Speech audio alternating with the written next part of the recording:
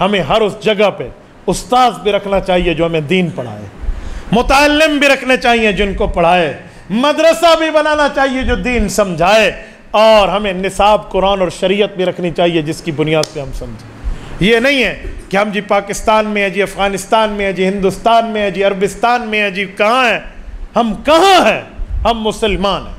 ہر ملک ملک ماست کے ملک خدائے ماست۔ طارق بن زیاد نے اندلس کے ساحل پہ کہا تھا ہر ملک ہمارا ملک ہے کہ وہ ہمارے خدا کا ملک ہے، ہر ملک ہماری زمین ہے کیونکہ ہمارے اللہ کی زمین ہے، ہر جگہ ہماری ہے کیونکہ ہمارے اللہ کی ہے، وہ خالق ہے، ہم مخلوق ہیں۔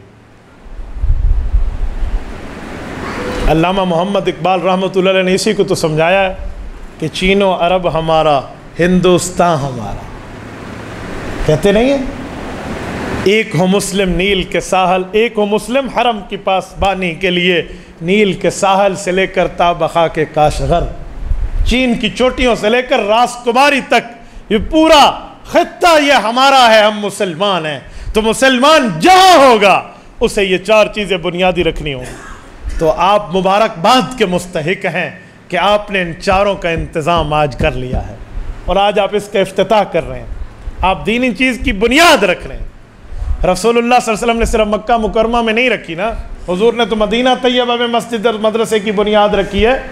آپ مجھے بتائیے جب اللہ کے رسول مدینہ طیبہ تشریف لے گئے، رسول اقدس مدینہ منورہ میں ہجرت کر کے گئے ہیں، اللہ کے رسول نے مدرسہ صحابہ صفہ قائم کیا یا نہیں کیا؟ بولیے۔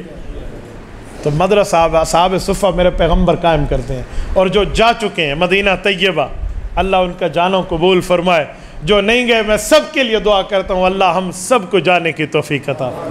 آج کل راستے ظالموں نے بند کر دیے ہیں، بڑے مسائل کر دیے ہیں، جی یہ کریں جی وہ کریں جی وہ کریں وہ کریں تو پھر سفر ہوتے ہیں، ورنہ نہیں۔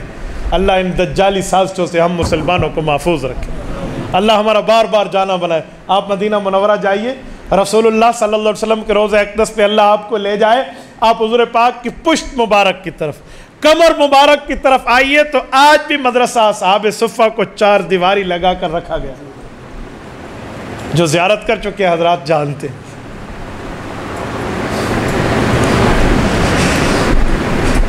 استاد جی میں آپ کی وساطت سے ایک بات عرض کر دوں، ایک شخص نے غیر مقلدیت سے توبہ کی ہے، اور الحمدللہ اسی اصحاب صفہ کے مدرسے میں میرے ہاتھ پہ اللہ نے اسے توبہ کرائی ہے۔ اس کی بھی ایک داستان ہے، میں کبھی آپ کو سناؤں گا۔